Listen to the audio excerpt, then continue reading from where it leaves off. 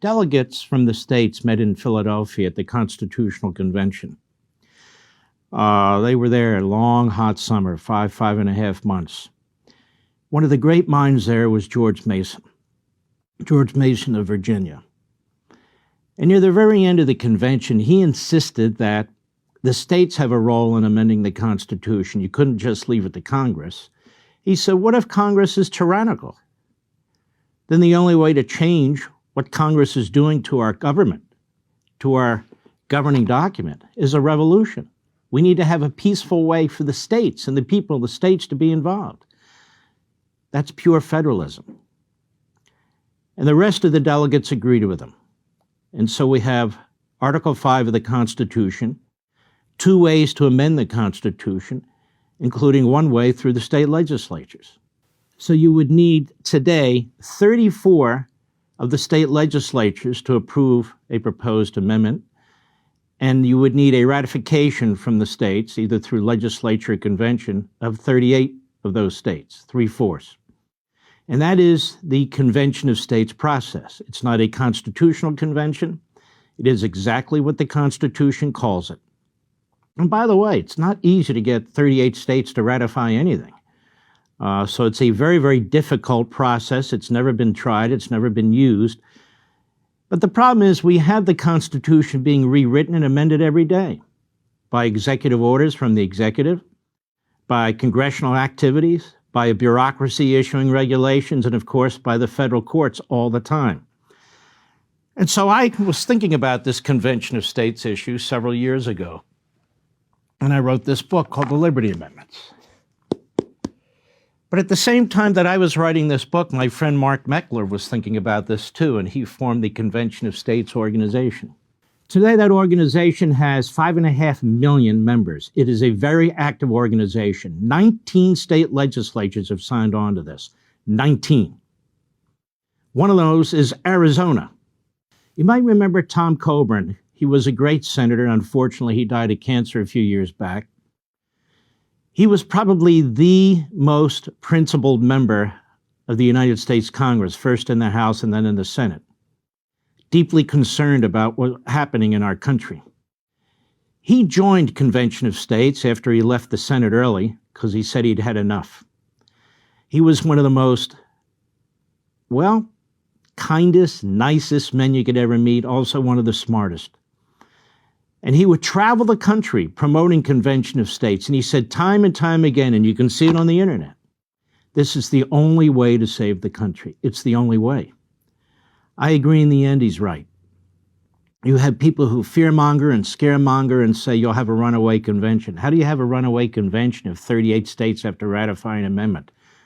We have a runaway Congress. We have a runaway court system. We have a runaway executive.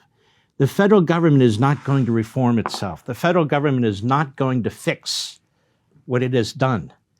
And the Republicans in Washington aren't going to do it either. Just ask them. Now, as I said, one of the states that voted, that is state legislatures, in support of a convention in order to look at a few amendments was Arizona. But it wasn't always that case. There was a state senator in Arizona who worked his way up to be the president of the Senate in Arizona. And despite the fact that the Republicans of the Senate wanted to vote for this resolution in support of Convention of States, he would not bring the vote to the floor. He blocked it. One man. One man was blocking the entire state of Arizona from joining the other states in trying to get our Constitution back and trying to prevent Washington, D.C. from being a runaway constitutional convention. And that individual is Andy Biggs. Andy Biggs left the state Senate, the president of the Senate, to run for Congress, where he now serves.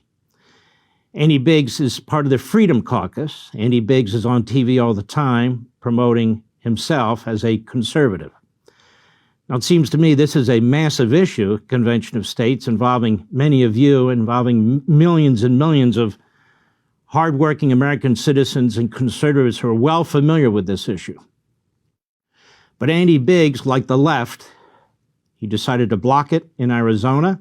He actually wrote, I guess you could call it a book, something of that sort, against it. That's fine. That's his view. But a guy like that today parading around as Mr. Conservative with the Freedom Caucus, that he's going to bring conservatism to the House of Representatives is a joke. He doesn't even fundamentally understand the Constitution. George Mason, James Madison, and the others who've been involved in, or were involved in this, or taken the time to really educate himself about it. Just a knee-jerk reaction like the left. Now, I've called out Andy Biggs and 4 others in the House of Representatives who are trying to sabotage the election of a speaker in what will be a Republican House where the Republicans have maybe a 4 or 5 vote majority. Now, what does that mean? That means that these individuals can block the Republicans from choosing their speaker, which means it could go to the floor of the House, and there's already talk about this in the press, where liberal Republicans, moderate Republicans, could join with Democrats and wind up choosing a speaker who's quite liberal. They talk about Fred Upton. Fred Upton is a rhino. He's been a rhino a very, very long time. The only person so far who's able to coalesce a significant number of members around him is Kevin McCarthy. I don't always agree with Kevin McCarthy. In the past, I haven't always agreed with Kevin McCarthy. It's not like he's being appointed to the Supreme Court of the United States for life. If necessary, like in the case with John Boehner, and I worked with Mark Meadows to remove John Boehner, that sort of activity can occur. But right now, folks, and Jim Jordan agrees with me, and so do many, many conservatives, Jim Banks and others, the Republicans need to get these committees ready. They need to look at the FBI and the Department of Justice. They need to look at the Biden crime family, not just Hunter Biden, but Joe Biden. They need to deal with the border issues. There's so much they need to look at, big tech, that this kind of battling right now is not going to cut it. In the Senate side, Mitch McConnell's already running away with his rhinos. They're going to propose a massive omnibus bill with all kinds of things in it. He's working with Schumer right now, and that'll require a massive increase in the debt ceiling. They've already passed an anti-religion bill that they dressed up as a marriage bill, and they're already working on a massive amnesty bill while the Republicans are fighting with each other in the House. And so I've called these 5 out because they're acting like boneheads, and they're sabotaging an effort in a very, very close House that is necessary to counterbalance the Senate, necessary to counterbalance the executive branch, and get a message across to the American people about what they're doing. So Andy Biggs doesn't like that. So Andy Biggs resorts to Instagram. I don't go on Instagram. People have made me aware of it. And he posts this. Is Andy Biggs in 3rd grade?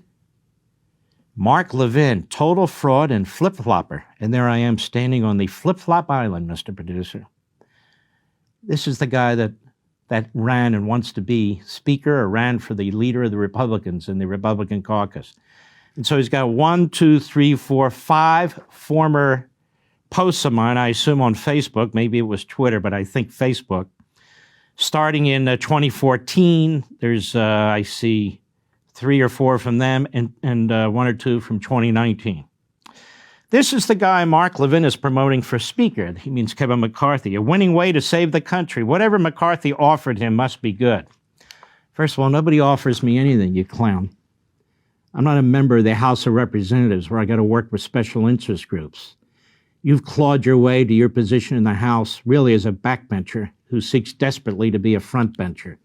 Not if I have anything to say about it. Anybody who opposed Convention of States, no way. I do know this about Kevin McCarthy, and I didn't even ask him. I just did the research. He never opposed Convention of States. He never sought to block it in any state, and you did. So there is a fundamental difference between the two of you.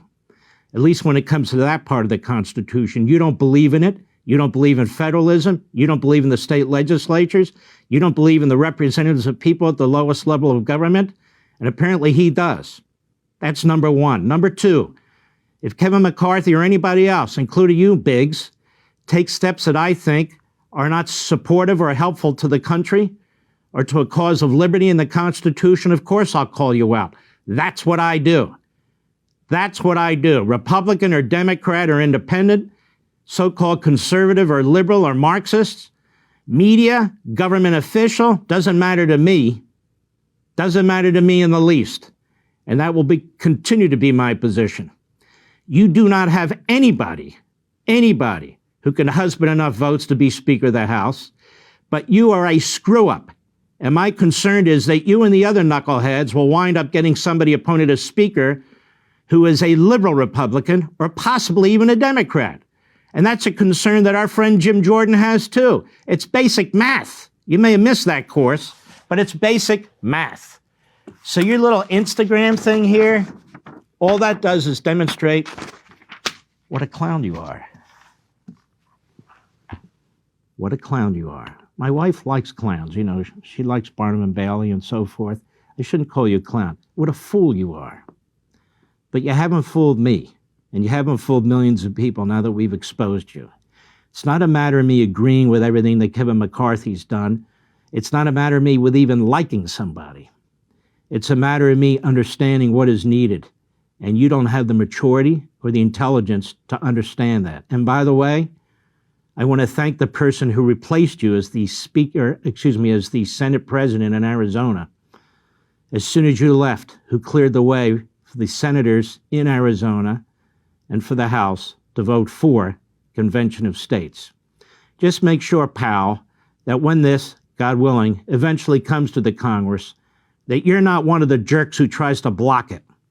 Because let me tell something, America, if he's in some leadership position, God forbid, Speaker of the House, he will block it, even though the role of Congress under Article 5 is a ministerial one. He will block it, just not bring it up for a vote, the way he did in Arizona. So we don't need lectures from Andy Biggs. But Andy, I don't go to Instagram, but you can keep putting your comic book stuff up on Instagram, because all it does is expose you for what you are.